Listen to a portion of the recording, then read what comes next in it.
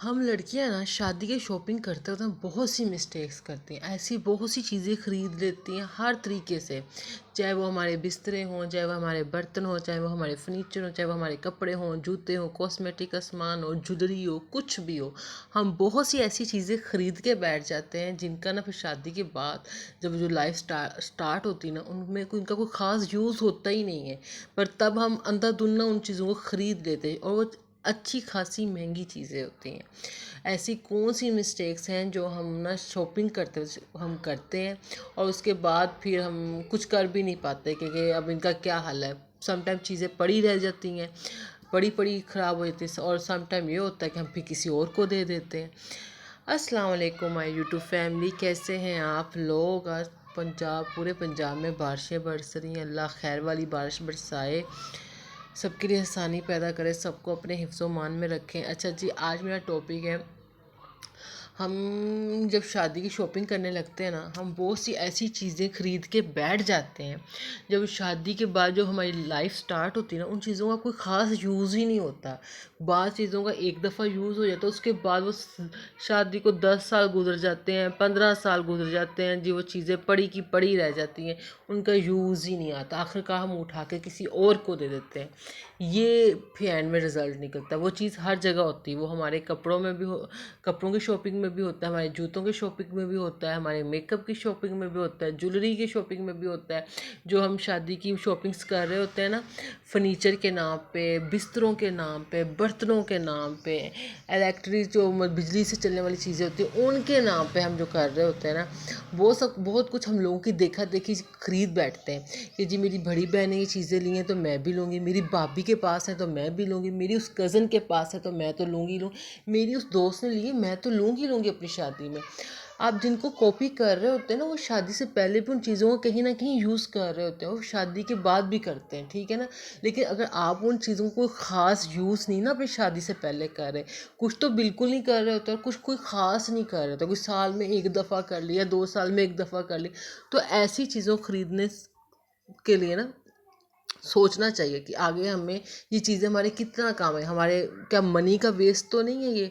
सबसे पहले तो ये, जिनकी शादी को 1 साल का भी टाइम रहता है, जिनकी शादी को 6 महीने का रहता है, 4 महीने का रहता है, 3 महीने का रहता है, 2 महीने का रहता है, फॉर एग्ज़ाम्पल 1 महीने का टाइम भी, और आपने शादी की शॉपिंग स्टार्ट करनी है ना, आज के दौर में ना 1 महीना के 1 हफ्ते में शादी की शॉपिंग बड़े आसानी से हो जाती है। हर चीज़ बाज़ार में अच्छी से अच्छी मिल जाती है। वो बस ये होता है कि बंदे के पास पैसा कितना होना चाहिए, उसका बजट कितना है, ठीक है ना। वो आज के दौर में कोई ख़ास मसला नहीं है। लेकिन आपने शादी की शॉपिंग स्टार्ट करने से पहले तो सबसे पहली एक चीज़ करनी, अपने आप को 24 घंटे देने, 24 घंटे दें, 1 दिन दें, 2 दिन दें, 3 दिन दें, पर ये मस्ट दें कि आपने लिस्ट बनानी है अपनी हर चीज़ की, जो चीज़ों की शादी शॉपिंग आपने करनी है ना, उसकी हर चीज़ की लिस्ट बनानी। उस लिस्ट में आपने सबसे पहले एक चीज़ रखनी कि वो कौन सी चीज़ें हैं जिनके बिना मेरा गुजारा नहीं हो सकता। आप पहले उन चीज़ों की लिस्ट बनाएं। आप देखो कि बहुत, जब आप ये लिस्ट बनाओगे ना, ये लिस्ट आप कपड़ों में बनाओ, ये लिस्ट आप बर्तनों में बनाओ, या आप कॉस्मेटिक में बनाओ, जूतों में बनाओ, बिस्तरों में बनाओ, फर्नीचर में बनाओ, जिस जिस चीज़ में बनाओगे आप देखो बहुत सी गैर ज़रूरी चीज़ें वैसे ही निकल जाएंगी, ठीक है ना। इससे क्या होगा, आपके बजट में जो होगा ना जो पैसा, फिर आप और चीज़ों में इन्वेस्ट कर सकोगे, और वो चीज़ें जिनमें आपको होगा ना घर वालों का ये नहीं बस ये चीज़ तो तुमने इतनी ही लेनी है, उन पे आप ही ज़्यादा पैसा इन्वेस्ट कर सकोगे।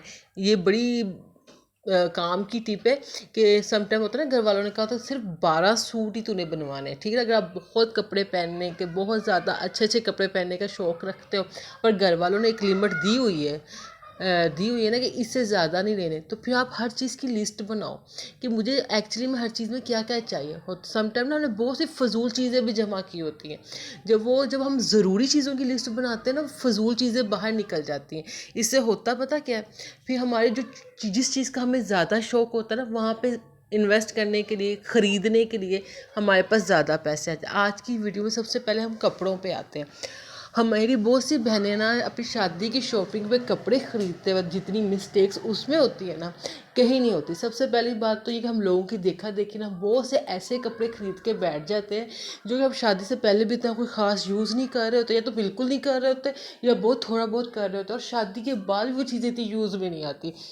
एक चीज़ बात याद रखिएगा, हमारी यूट्यूब फैमिली, जो चीज़ आप शादी से पहले यूज़ नहीं ना कर रहे होते, जो मेरी बहनें, मैंने एक्चुअली में ये मेरा एक्सपीरियंस है, मैंने लोगों को देखा है इसमें, जो चीज़ें लोग शादी से पहले चीज़ें यूज़ नहीं ना कर रहे होते, उनसे वो चीज़ें शादी के बाद भी यूज़ नहीं हो रही, तो उनके पास होती हैं फिर भी नहीं होती, क्योंकि उन्हें उन चीज़ों की आदत ही नहीं होती, ना उनको ना उनकी बॉडी को, तो वो नहीं कर पाते। तो कपड़े ख़रीदते वक्त ना, फॉर एग्ज़ाम्पल अगर आपने 15 जोड़े ख़रीदने, तो आपने 15 के 15 फैंसी नहीं ख़रीद लेने, आपने फैंसी जोड़ों पे हाथ होला रखना है, क्योंकि फैंसी जोड़े है ना, आप यकीन मानो नहीं हर जगह पहने जाते, ये सिर्फ शादी ब्याहों के मौक़ों पे पहने जाते हैं। ज़्यादा हैवी जो हम जोड़े ना फैंसी ख़रीद के बैठ जाते हैं, और हमारे यहाँ तो ये हाल चल रहा होता है कि एक शादी में एक सूट पहन लिया ना, हम दूसरी शादी में वो सूट रिपीट नहीं कर रहे होते। अगर कुछ लोग इस टाइप के हैं ना, तो उनके लिए बड़ा मसला क्रिएट हो जाता है कि एक तो शादियाँ कोई रोज़ रोज़ तो आ नहीं होती, बाज़ ख़ानदान में तो 1 साल बाद 2 साल बाद किसी एक आधे बंदे की शादी आ रही होती।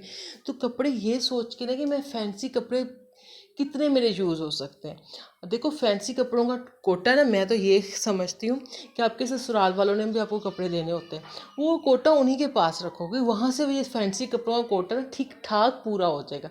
आप लो नॉर्मल कैजुअल कपड़े, जो आप इस तरह के हों, जो आप घर में भी आराम सुकून से पहन सको, कहीं बाहर जाना पड़े तो वहाँ भी पहन सको, इस टाइप के लो, इस टाइप के बनवाओ। मतलब फॉर एग्ज़ाम्पल आप शादी के बाद अपने मियाँ जी के साथ होटलिंग करने जाते हो, घूमने फिरने जाते हो, या हनीमून ट्रिप के साथ जाते हो, तो मुझे सिर्फ ये बताओ, वहाँ पे फैंसी कपड़े तो काम नहीं आने, वहाँ तो बिल्कुल फैंसी कपड़े नहीं काम आएंगे, वहाँ पे आपकी वही नॉर्मल कैजुअल कपड़े ही काम आएंगे जो आपने बनवाए होंगे। तो आप ज़्यादा उन पे ज़ोर रखो, ठीक है। फॉर एग्ज़ाम्पल आपका बजट 15 जोड़े बनाने का है ना, तो आप 15 में से 5 जोड़े फैंसी बना लो, वो भी हैवी ना हो, नॉर्मल हो, ठीक है ना।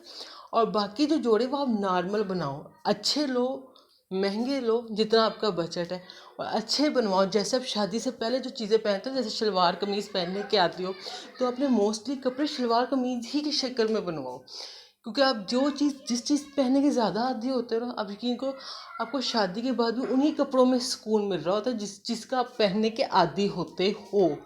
और ऐसी चीज़ें मत लो लोगों की देखा देखी, कि फॉर एग्ज़ाम्पल अगर आपने शादी से पहले साड़ी पहनने के आदी नहीं ना हो, सिर्फ आप इस चक्कर में साड़ी खरीद रहे हो कि अच्छा मेरी बड़ी बहन ने भी अपनी शादी भी ली थी, मेरी भाभी के पास भी, मेरी फलानी दोस्त ने भी ली थी, यार अगर वो उन्होंने ली होगी ना, वो पहनेंगे भी, ठीक है ना।